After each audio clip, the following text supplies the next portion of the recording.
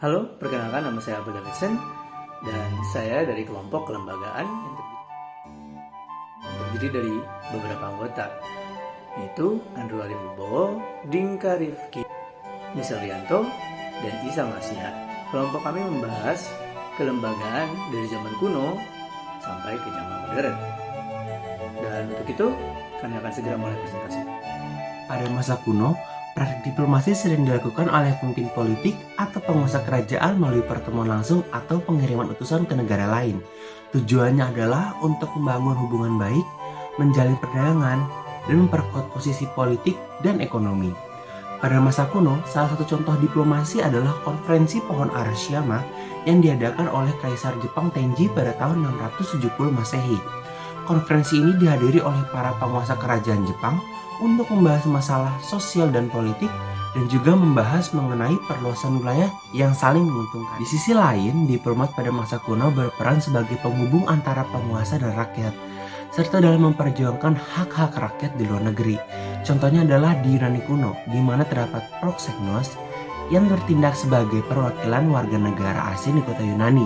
Tugas mereka adalah membantu para tamu yang datang dari luar negeri dan menjembatani antara tamu tersebut dengan warga lokal, dan juga membantu para pedagang asing untuk berdagang di Yunani. Pada masa modern, perkembangan teknologi dan globalisasi telah memperluas cakupan diplomasi. Kini praktek ini melibatkan lembaga-lembaga negara seperti Kementerian Luar Negeri, kedutaan besar, dan badan-badan diplomatik yang lebih kompleks dan terorganisir dengan baik. Lembaga-lembaga ini bertanggung jawab untuk merumuskan kebijakan luar negeri, memperkuat hubungan diplomatik, serta mempromosikan perdagangan dan kerjasama ekonomi antar negara. Salah satu contoh kelembagaan diplomasi pada masa modern adalah Perserikatan Bangsa-Bangsa yang disebut juga PBB. Ini dibentuk setelah Perang Dunia Kedua dengan bertujuan untuk mempromosikan kerjasama internasional, perdamaian dunia.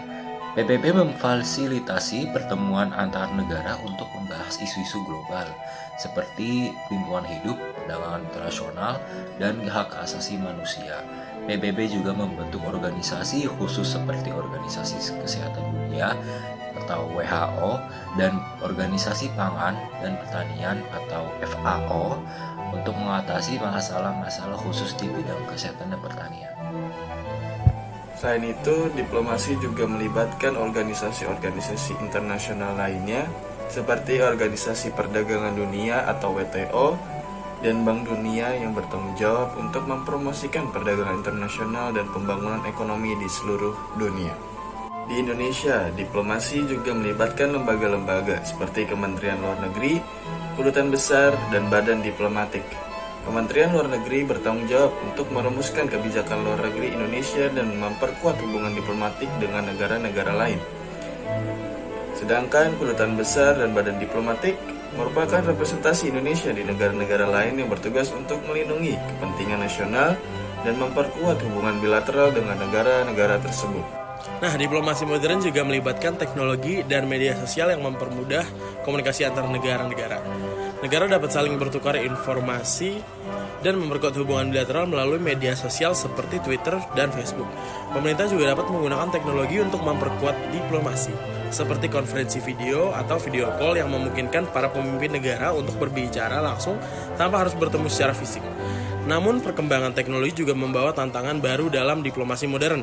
Contohnya adalah negara-negara dapat menggunakan teknologi untuk melakukan spionase dan mengambil informasi-informasi rahasia dari negara lain. Nah, selain itu, media sosial juga dapat digunakan untuk memperburuk hubungan antar negara jika digunakan dengan secara tidak benar. Dalam kesimpulannya, praktek diplomasi telah mengalami perkembangan yang signifikan dari masa kuno hingga modern. Pada masa kuno, diplomasi dilakukan melalui pertemuan langsung antar penguasa atau pengiriman utusan. Sedangkan pada masa modern melibatkan lembaga-lembaga seperti Kementerian Luar Negeri, Kedutaan Besar, dan badan diplomatik yang lebih terorganisir dan kompleks.